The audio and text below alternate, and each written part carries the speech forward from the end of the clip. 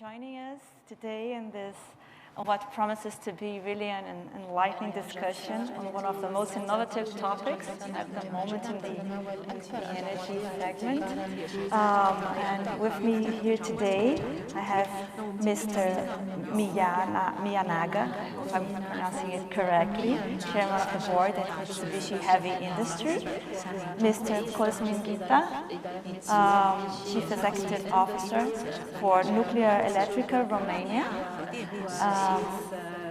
Ms. Kristen Kogan, Founding Director and Co-Executive Officer at Terra Praxis, and Mr. Khan, these difficult surnames. Gifarian. Okay, co-founder, Gifarian, co-founder, chairman of the board of X Energy, co-founder and executive chairman of Axion Space USA. Thank you. So with that, I'll start the questions because there's so many interesting discussions tackling the nuclear energy. So, Mr. Miyanaga, yes. I will start with you. Following the recent COP28 and the recent International Atomic Energy Agency Nuclear Summit, yes, we see a lot of momentum building around the new nuclear. Yes. However, public perception is still dominated by concerns around waste management and environmental issues. Yes. According to you, what are the main benefits of the new nuclear and that can be led to a nuclear renaissance? Yes, I'd like to say, yes, the benefits of the nuclear power plant, or nuclear power, was a kind of the common knowledge it used to be.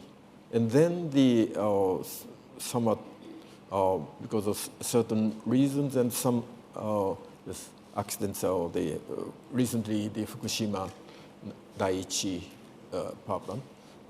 And then I think some such kind of benefits were forgotten by some people. And I would like to stress again those the benefits, very significant benefits of the nuclear power. Yes, even in we have been enjoying over very long period the compactness with the conventional nuclear power plant, the very compact of the site size. And also not only the compact site size, but also the very compact and yes, fuel availability. And then I think it is a kind of closed circuit for 1 or 2 year operation.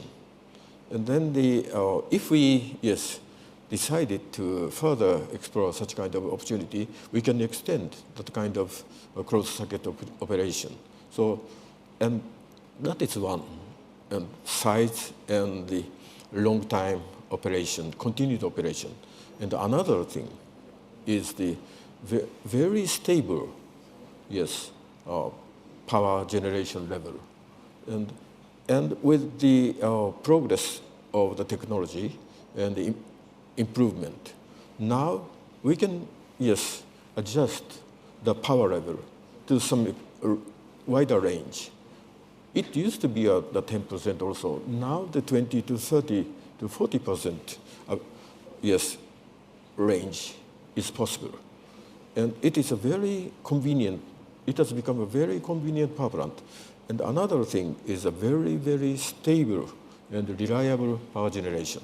On top of these things, we are developing another, yes, or the other new benefits, like the much more stable, yes, and safer, yes, design and installation of as a transition technology, immediate transition technology for replacement, the most advanced, yes, next generation, large-sized and middle-sized nuclear power plant And then the many people and organizations are pursuing to realize as soon as possible the small modular reactor, and which will have many, other kind of benefits, like the distributed, application is possible, and also if we integrate the small modular reactors, the sizing becomes big, and with some small application, it is very convenient for the local, application for data center and others, and so on. And another benefit, if we proceed to, and MHI, our company, has been very active to develop the high temperature gas reactor, and which will be a hope for the very cheap, inexpensive hydrogen production with its very big high temperature capacity. And another one is a fast reactor to realize the recycling of the fuel and extended life of use of the wasted fuel, so and so on. And I hope in my life, and I would like to see the commercialized nuclear fusion. Thank you. Yes, okay. Yeah, I was sitting beside Christy before coming out, and we were exactly discussing how this perception needs to be changed and brought to the mainstream. So from TerraPraxis perspective that I've been following, that's a lot of things that are happening. Could you share a bit of this perception and how this has changed and things that you've been achieving within the nuclear space and small reactors? Oh, thanks. Well, I'm not sure how much we can take credit for, but it's absolutely clear that public perception, is now in majority of support for nuclear energy. There was a major survey that was done last year of several countries, including Sweden and Finland and Poland and the UK and Japan and Germany. And in every single one of those countries, they found a majority of support for nuclear energy. Now, that is because of the contribution that nuclear energy is already making to support energy security, energy price stability, and particularly in light of the experiences that we've all had over the last couple of years with very high prices and serious insecurity in our energy supplies. But there's also additional benefits that people are really beginning to recognize, particularly in the context of, frankly, the abject failure to make progress on reduction of emissions to date.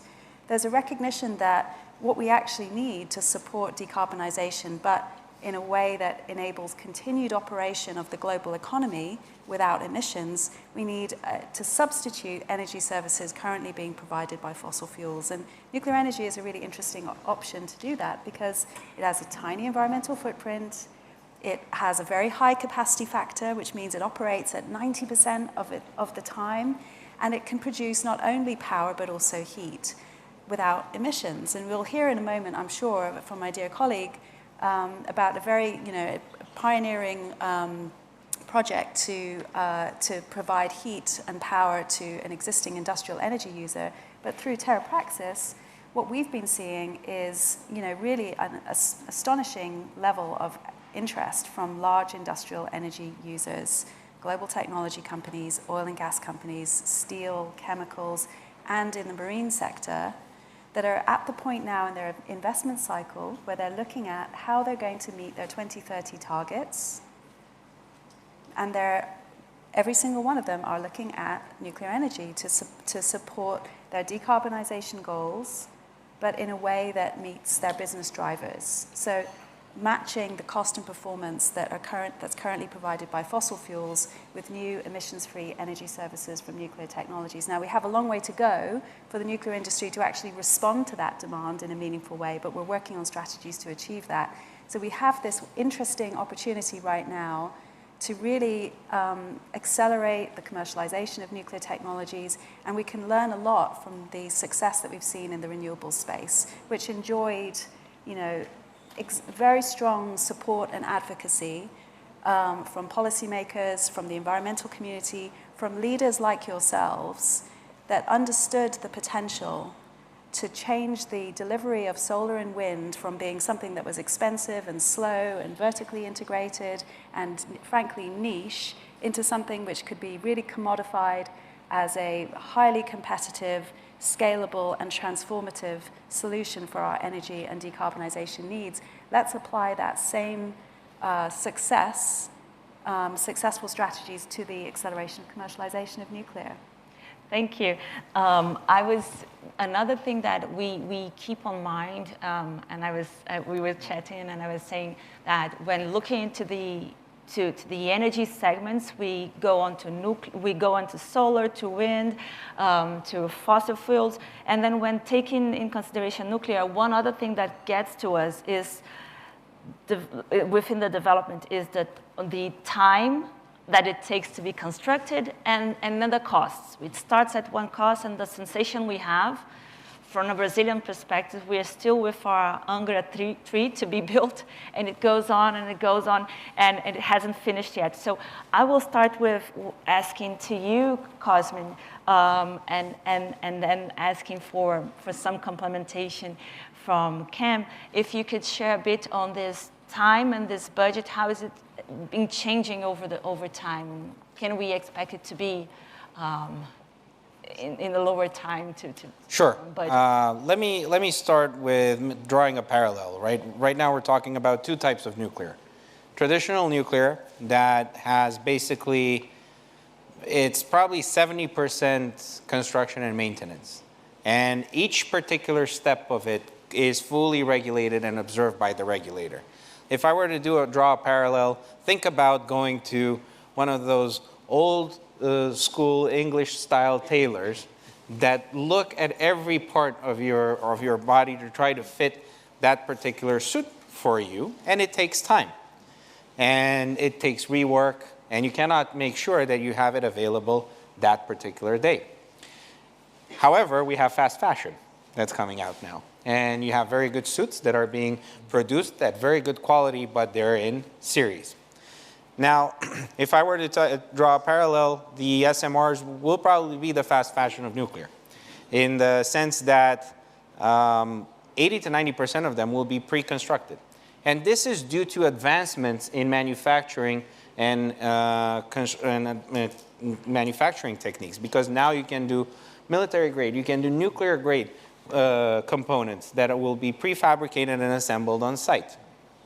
Now, this obviously imposes a huge challenge to regulators, as they will need to look at how do they work with supply chains, which become the most important aspect of the development, to be able to make sure that all of these particular quality assurance manuals and so on are at par, and they're okay with it. From my perspective, I think that the average construction time period of an SMR can be half of that of a regular reactor. So moving from 6 to 7 years to probably 3.5 to 4. The licensing, now this is where it's going to take a little bit of time for the first of a kinds, as you tailor the design to a grid need. But then if you keep the design the same, you automatically replicate it, and it becomes a very smooth and easy to permit process. And as you can see, even in the EU, if we're looking at the Net Zero Industry Act and the recent evolutions of that, we are setting ourselves up for success through an accelerated permitted system. So the real benefits will be the fleet deployment. And at that point, you enhance supply chains. Now, if I'm to draw a parallel with a similar revolution that happened probably 12 years ago in the solar and renewable industry, we could see the first panels and solar and renewable installations of being a little bit high in terms of cost per megawatt. If I remember correctly, around 2012, a solar panel, a solar farm was trading around, in Romania at least, around around 6 million euros per megawatt installed, and now it's below $1 million. How did it happen? Well, it took 12 years of deployment of scale and public funding to accelerate the development of supply chain and lower the costs of that particular technology. The same thing will need to happen with nuclear. And actually with all technologies, to be honest, if we want to achieve full decarbonization. And I'm not sure we've seen all the technologies yet that are needed, and we're not talking about them, that are needed to achieve full decarbonization. So here is where we're going to have public-private partnerships that will have to move forward. And it's a new development model. And this is one of the points where governments, regulators, for example, can work with certification organizations to develop, to achieve that.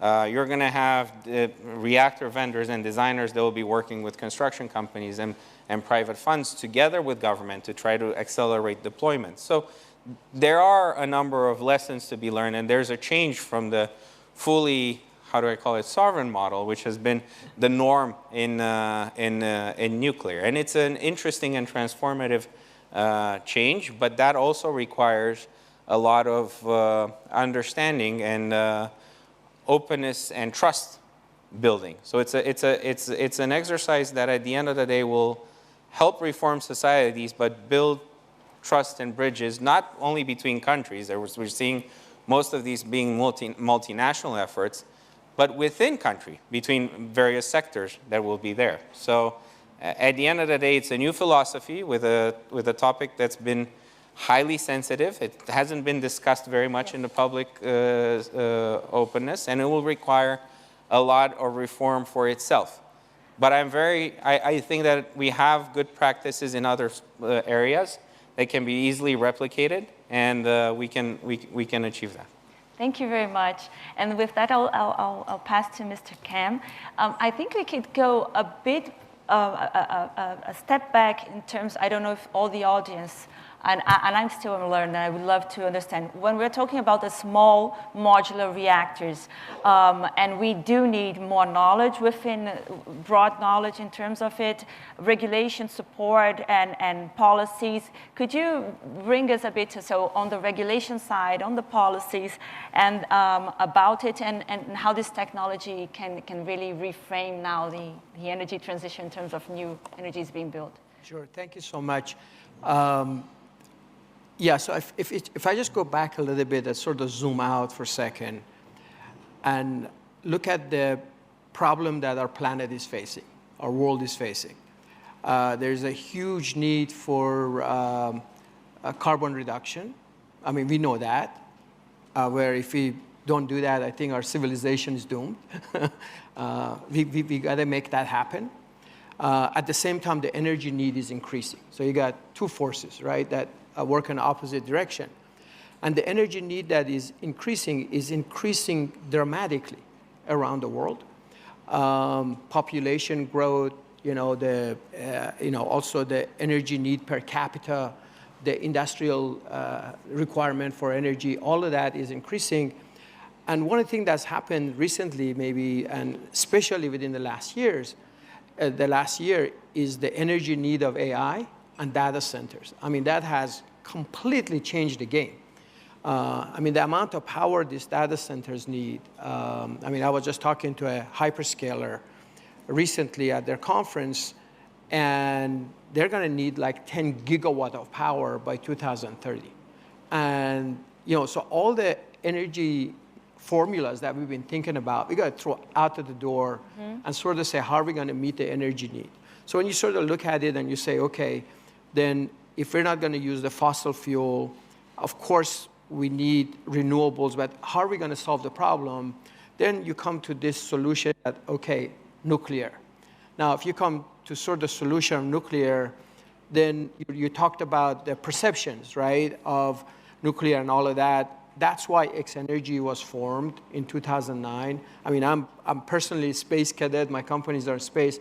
But I did this because I wanted to really combine altruism with capitalism, make a difference, right? And so this is the reason for what I call the Generation 4 nuclear reactors, right? The founding principles that I came up with for X-Energy were 4. Clean, safe, secure, affordable. energy solution that's 100% clean. And as the gentleman indicated, my first idea was hydrogen. And I realized that the hydrogen economy is not viable without a heating source that make it economically viable. And that's how I turned into nuclear. And so also it has to be, so the generation 4 nuclear reactors, X-energy, XC100, is 100% safe. And when I say safe, I don't mean by some electronic intervention that, if you lose cooling, then, you get supercritical like it happened in Chernobyl or Fukushima. No matter what happens, they're intrinsically safe. That's the XC100 reactors. Doesn't matter if there's an earthquake or if there's a tsunami, so that's why I think the perception is changing. And also secure, so that it cannot be. I think that it's interesting for the audience to know, when you mean safe, because what happens, tell me if it's that. We had the enrichment of the uranium, it goes on happening. But now when you're talking about these new technologies, if something happens and it goes out of control, it stops the enrichment. Not the enrichment. What happened is actually the feedstock to our fuel is high SALEU, the enrichment that's up to 20%. That goes inside the fuel. And so if, let's say, you lose cooling, and by the way, this all 100% been tested. So what I'm saying is not just the hypothesis, it has been tested, 100% proven. So if you lose cooling, like what happened, let's say, in Fukushima, the temperatures goes up a little bit, and then it automatically comes down, so that it would never go to a supercritical situation where you have radiation leak and dangers. So that's why it's 100% intrinsically safe. And the physics is not by electronics, it's by physics itself. That's why this is fundamental. Holy grail in nuclear is safety, and we've solved that problem. 100% proven, de-risked, and today, actually, Chinese are operating a pebble bed modular reactor, generation 4, even though it's not a small modular reactor, is high. That sort of proves that this technology actually de-risked, and it actually works. And then the last piece is something that is affordable, right? So you can compete with natural gas. And we're really fortunate that we have created this partnership with the US government. So US government is actually in a private-public partnership, is our partner. We are very fortunate to win a $2.5 billion grant. It's a 50-50 cost share with US government. And now we got a customer we're very proud to have Dow Chemical as our first customer. We're building the first plant in Seadrift, Texas. So you have this partnership that I think you discussed, where you have the US government, you have a technology provider, a vendor like X-energy, and working with a customer. And actually, this is interesting, 25% of the world energy today is industrial needs, right? And what HTGR, the technologies like X-energy provides, is because of the high temperature they generate, is really perfect for hydrogen production, for water desalinization, for cement factories, for petrochemical companies, as well as he indicated, what we actually do is it doesn't require water for cooling. The modules can be carried in the back of a truck, back of a train, and you can deploy it anywhere. You can literally have one of our SMRs in the middle of a data center or in the middle of a city, and doesn't require as much footprint to be able to do that. And then one last item that I want to say is, because of the need of amount of power that the world needs, we need to completely think differently. We can no longer go with sort of one-off scenario. We need to be able to scale this like you create cars.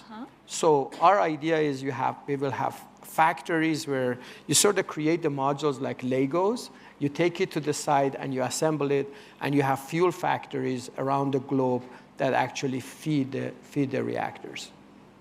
Thank you very much.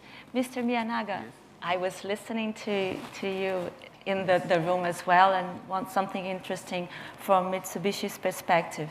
So when moving forward, we started saying in Japan, in the US, but definitely for the developing countries, this can also be an interesting alternative. And if we really move forward and with the right policy in place, and competitive price, this could be something interesting.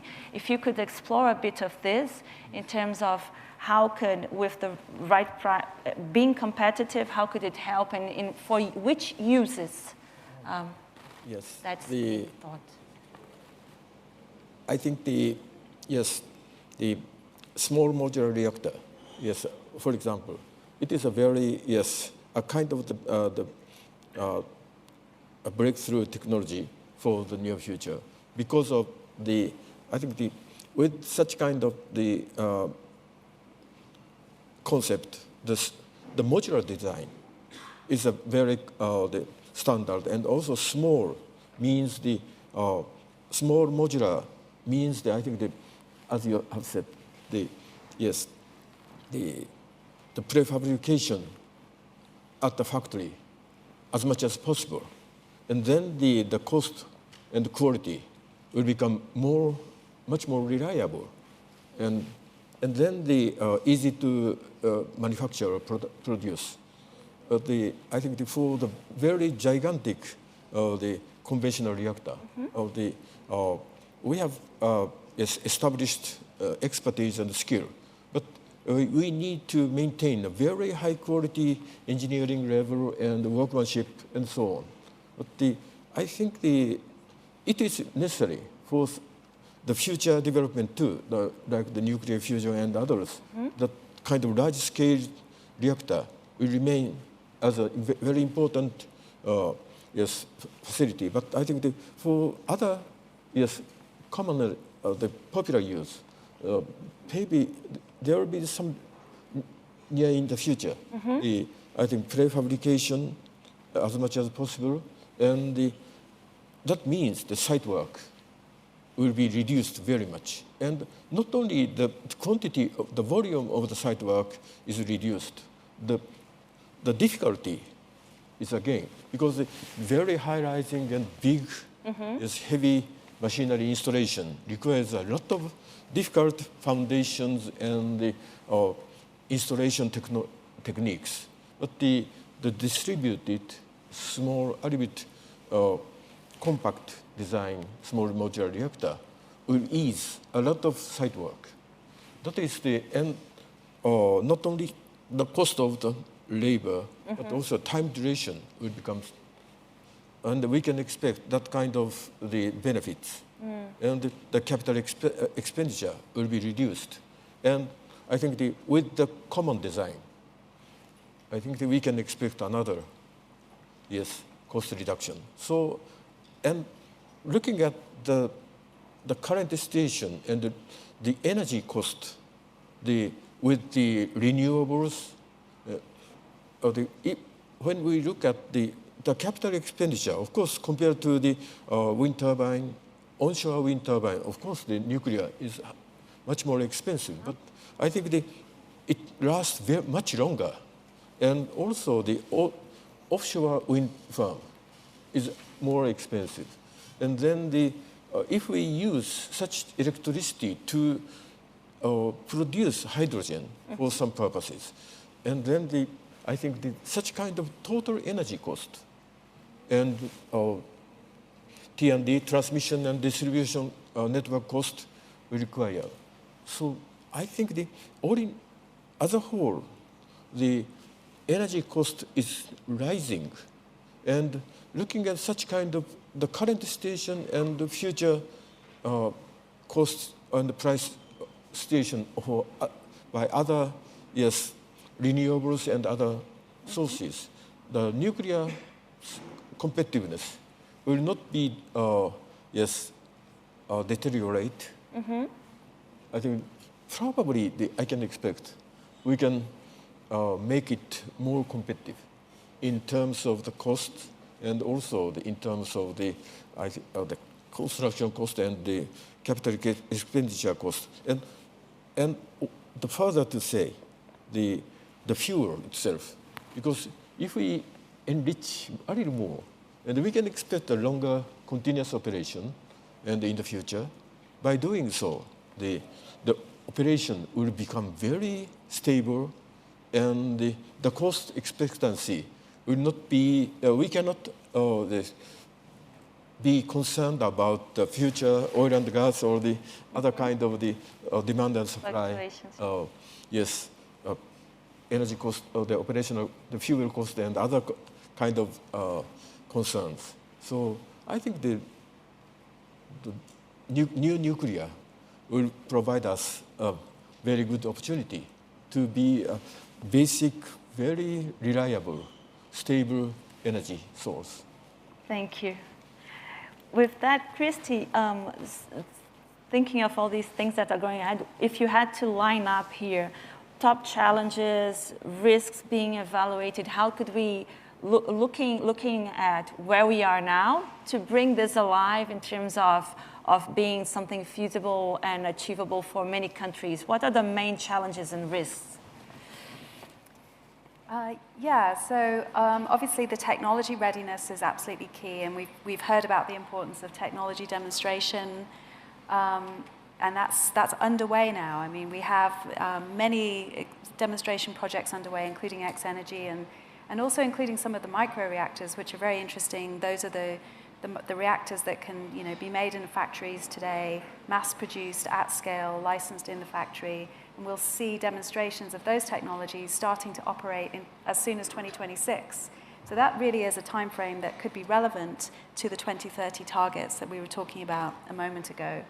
But in addition to that, to achieve the speed to market, to achieve the scale of deployment that's needed, to achieve the cost and the performance requirements that are going to be needed to meet the industrial energy users' requirements, we're going to need to see significant investments in standing up supply chains.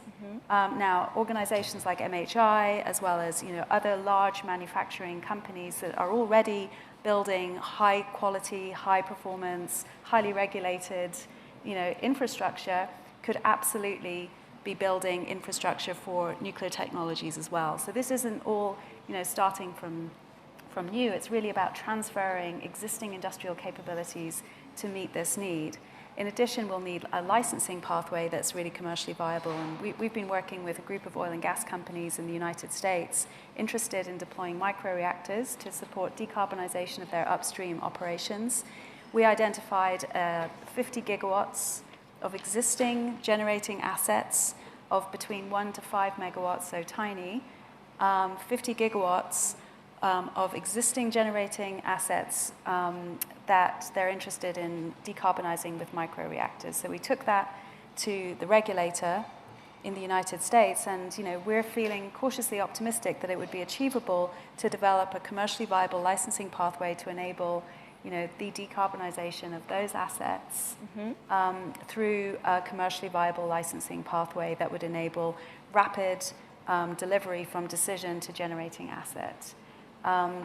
So licensing is really key, but there's ways in which it's not just sort of regulatory reform and the regulators coming to the table, which is really critical. It's also designing out regulatory scope. It's also about reducing as much as possible the nuclear island. We're seeing examples of separation of the nuclear heat island from the power island, which just overall reduces the regulatory scope, the regulatory oversight needed, all the way through from design engineering to manufacturing or construction and then operation. There's also licensing innovations or design innovations that can enable standardization, which means that you might license once but then be able to build many, many, many. And then we're going to need to see collaboration internationally between regulators to enable proven, demonstrated technologies to be deployed into multiple markets. Who are the companies that you think that would be the first adopters, the segments that would be the first adopters within this? So Microsoft published a policy briefing at COP28, recognizing the role of nuclear energy alongside renewables to support the decarbonization of their operations, and they're interested in accelerating the commercialization of nuclear technologies through, direct investments, signing PPAs, policy advocacy, So certainly the data center sector that has tens of gigawatts of demand in the 2030 timeframe and needs highly reliable, emissions-free energy. I mean, 99.999% at the gigawatt scale. But then also oil and gas is really interested in decarbonizing oil production to enable continued access to resources in future, continued license to operate. And then we're seeing the marine sector as well. The IMO finally last year set targets for 2050 decarbonization with gates along the way starting in 2030. And the marine sector is also very interested in accessing energy services from nuclear energy. Thank you. Cosmin, one part that we haven't tackled yet, and this is a perception, but I think it's been changing as well, is relative to the waste.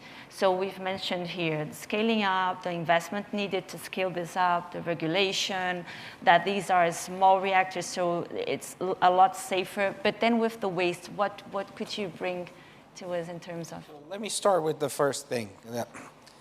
The waste produced by nuclear energy in terms of footprint per megawatt produced, it's the smallest amount of waste out of all energy production forms. And I've had the opportunity in my brief career to see multiple forms of electricity production.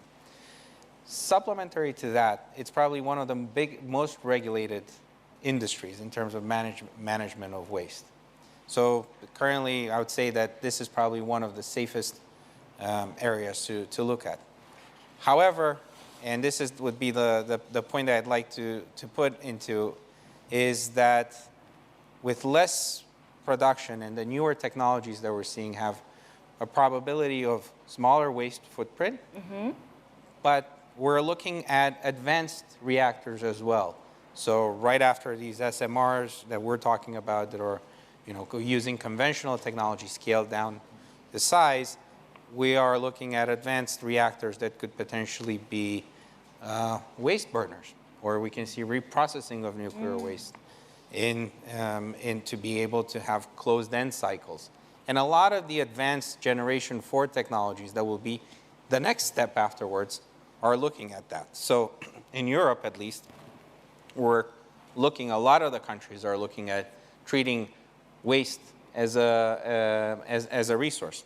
So I know there's a debate around proliferation in other places, but with the advancements in technologies that we're seeing today, a lot of the old of the concerns around recycling are going away because there's more and more solutions that are coming out there that are proliferation proof and also help you achieve more energy production without necessarily having a waste footprint. So at the end of the day, when you're going to have an energy system mapped out, probably by 2050, as everyone's planning, there's a goal by 2032, 2035, and one by 2050. When you look in the long term, you will see mixed technologies that will help complement and close the fuel cycle. And in that sense, you can actually have zero, if not close to zero, if not zero, footprint. So the idea is when you're going to start looking at deploying these type of technologies, the outlook needs to be very, very long.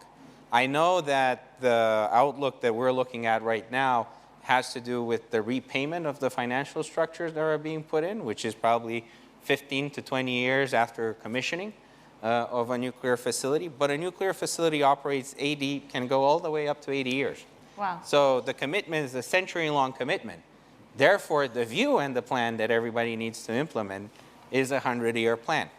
And that's basically probably the number one piece and step that every government or entity that wants to get into this or region has to look at a 100-year plan. And, yeah. That will hopefully change, right? When we have a situation where we have manufactured reactors being made at scale, it's all about de-risking investment and not necessarily requiring that very, very long payback time. Really, the fundamental de-risking that's needed is around confidence for budget and schedule and ultimately cost. And once we achieve those very low costs and that confidence around budget and schedule, then there's going to be a massive investment opportunity that doesn't necessarily rely even on those very long operating lives.